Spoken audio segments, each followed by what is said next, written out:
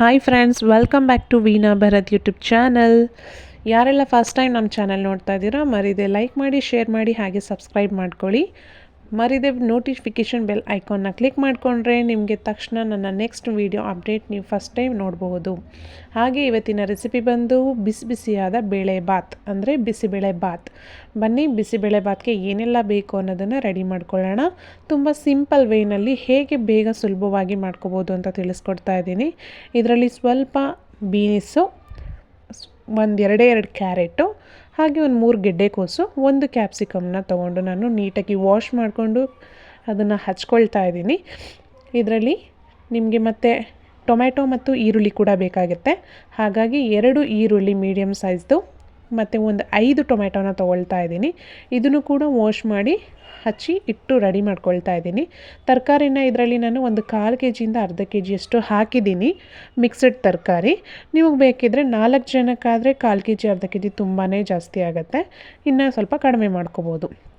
ಈಗ ನೋಡಿ, ಸ್ಟವ್ ಮೇಲೆ ಗ್ಯಾಸ್ನ ಆನ್ ಮಾಡಿಕೊಂಡು ಅದ್ರ ಮೇಲೆ ಒಂದು ಕುಕ್ಕರ್ ಇಟ್ಟು ನಾನು ತೋರಿಸಿರುವಂತಹ ಲೋಟದಲ್ಲಿ ನಾನು 1 ಕಪ್ಪಷ್ಟು ಬೇಳೆನ ಹಾಕ್ಕೊಂಡಿದ್ದೀನಿ. ನಾನೊಂದು 4 ಜನಕ್ಕೆ ಆಗೋಷ್ಟು ಮಾಡ್ತಾಯಿದ್ದೀನಿ. ಸೊ ಈಗ ಅದಕ್ಕೆ ತೊಳ್ಕೊಂಡು ಇಟ್ಕೊಂಡಿದ್ದೀನಿ ಬೇಳೆನ. ಅದಕ್ಕೇ ಹಚ್ಚಿಟ್ಕೊಂಡಿರುವಂತಹ ಟೊಮ್ಯಾಟೊ, ಈರುಳ್ಳಿನ ಹಾಕ್ಕೊಂಡು ಮತ್ತು ಏನು ತರಕಾರಿನ ಹಚ್ಚಿಟ್ಕೊಂಡಿದ್ದೀನಿ, ತೊಳೆದಿಟ್ಕೊಂಡಿದ್ದೀನಿ, ಅದನ್ನು ಕೂಡ ಸೇರಿಸ್ಕೊಳ್ತಾ ಇದ್ದೀನಿ. ನೋಡಿ, ಇದಿಷ್ಟನ್ನು ಸೇರಿಸ್ಕೊಂಡಿದ್ದ ತಕ್ಷಣ ನಾನು ಬಟಾಣಿನ ರಾತ್ರಿನೇ ನೆನೆಸಿದ್ದೆ. ಸೊ ಅದನ್ನು ಕೂಡ 1 ಕಪ್ಪಷ್ಟು ನಾನು ಬಟಾಣಿನ ಕೂಡ ಹಾಕ್ಕೊಂಡಿದ್ದೀನಿ. ಇಲ್ಲಿ ನಾನು ಸ್ವಲ್ಪ ಬೇಗ ಆಗಲಿ ಅಂತ ಹೇಳಿ ಬಿಸಿನೀರನ್ನ ಹಾಕ್ಕೊಳ್ತಾ ಇದ್ದೀನಿ. ನೀವು ಬೇಕಿದ್ರೆ ನಾನು ತೋರಿಸಿರುವಂತಹ ಚೊಂಬಿನ ಅಳತೆನಲ್ಲಿ 2 ಚೊಂಬಷ್ಟು ನೀರನ್ನು ಹಾಕಿ 2.5 ಸ್ಪೂನಷ್ಟು ಉಪ್ಪಿನ ಪುಡಿನ ಹಾಕಿ ನೀವು ಮತ್ತು 1 ಟೇಬಲ್ ಸ್ಪೂನಷ್ಟು, ನಾನು ತೋರಿಸಿರೋ ಸ್ಪೂನಲ್ಲಿ 1 ಟೇಬಲ್ ಸ್ಪೂನಷ್ಟು ನೀವು ಅಚ್ಚಕಾರದ ಪುಡಿ ಹಾಕಿ ಬಿಸಿಬೇಳೆ ಬಾತು MTR ಯೂಸ್ ಮಾಡ್ತಾ ಇದ್ದೀನಿ. ಅದಕ್ಕೆ ಸ್ವಲ್ಪ ನೀವು 1 ಪ್ಯಾಕೆಟ್ ಹಾಕ್ಕೊಂಡ್ರೆ ಸಾಕು, 10 ರೂಪಾಯಿದು. ಅದಕ್ಕೆ ಸ್ವಲ್ಪ ಕರಿಬೇವನ್ನ ಹಸಿದನ್ನೇ ತೊಳೆದ್ಬಿಟ್ಟು ಹಾಕಿ, ನಂತರ ಒಂದು ಅರ್ಧ ಸ್ಪೂನಷ್ಟು ಅರಿಶಿನ ಹಾಕಿದ್ರೆ ಒಂದು ಒಳ್ಳೆ ಕಲರ್ ಸಿಗುತ್ತೆ. ಈಗ ನೀವು ಬೇಕಾದ್ರೆ ಮಿಕ್ಸ್ ಮಾಡಿಕೊಂಡು 1 ರೌಂಡ್ ಸಾಲ್ಟ್ ಏನಾದ್ರು ಬೇಕಿದ್ದರೆ ಹಾಕೋಬೋದು, ಖಾರ ಬೇಕಿದ್ದರೂ ಹಾಕೋಬೋದು. ನೋಡಿ, ಕೊತ ಅಂತ ಕುದೀತಾ ಇದೆ. ನಾನು ತೋರಿಸಿರೋ ಗ್ಲಾಸ್ನಲ್ಲೇ ಇವಾಗ ಏನು ಗ್ಲಾಸ್ನ ತೋರಿಸಿದೆ ಅದರಲ್ಲಿ 3/4 ಭಾಗದಷ್ಟು ನಾನು ಅಕ್ಕಿನ ಹಾಕಿ ನೀಟಾಗಿ ಸ್ಟಿರ್ ಮಾಡಿಬಿಟ್ಟು ಮತ್ತು ಕುಕ್ಕರ್ನ ಮುಚ್ಚಿದ್ದೀನಿ. ಈಗ ವಿಸಿಲ್ ಕೂಗ್ತಾ ಇದೆ ನೋಡಿ.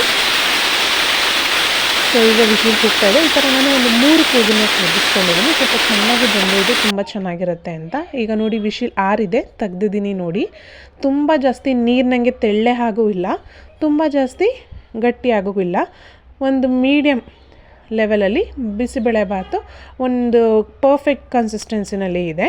ಸೊ ಈಗ ಇದಕ್ಕೆ ನಾವು ಒಗ್ಗರಣೆ ಹಾಕ್ಕೊಂಡ್ರೆ ಬಿಸಿಬೇಳೆ ಬಾತ್ ರೆಡಿ ಆಗುತ್ತೆ. ಒಗ್ಗರಣೆಗೆ ಒಂದು ಎಣ್ಣೆನ ಹಾಕ್ಕೊಂಡು ಬಾಣಲಿಗೆ, ಅದಕ್ಕೆ ಕಾದಿರುವ ಎಣ್ಣೆಗೆ ಸಾಸಿವೆ, ಜೀರಿಗೆ ಮತ್ತು ಕಡಲೆಬೀಜ, ಆಪ್ಷನಲ್ ಬೇಕಾದರೆ ನೀವು ಹೆಸ್ರು ಬೇಳೆ ಮತ್ತು ಉದ್ದಿನ ಬೇಳೆ ಕೂಡ ಹಾಕೋಬೋದು, ಬೇಡ ಅಂದರೆ ಪರವಾಗಿಲ್ಲ. ಇದಿಷ್ಟನ್ನು ಕೂಡ ನೀಟಾಗಿ ನೋಡಿ ಫ್ರೈ ಮಾಡ್ಕೊಂಡಿದ್ದೀನಿ. ಈಗ ಅದಕ್ಕೆ 3 ಒಣಮೆಣ್ಸಿನ್ಕಾಯಿನ ಹಾಕ್ಕೊಳ್ತಾ ಇದ್ದೀನಿ.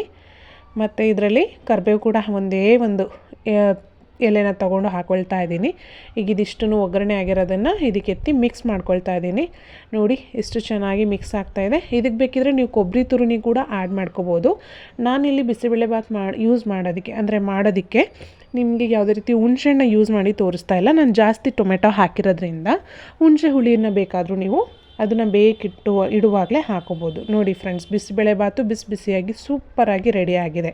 ನನ್ನ ಮುಂದಿನ ನೆಕ್ಸ್ಟ್ ವೀಡಿಯೋ ಅಪ್ಡೇಟ್ ನಿಮಗೆ ಸಿಗಬೇಕಂದ್ರೆ ಮರಿದೆ ನೋಟಿಫಿಕೇಷನ್ ಬೆಲ್ ಐಕಾನ್ನ ಕ್ಲಿಕ್ ಮಾಡ್ಕೊಳ್ಳಿ.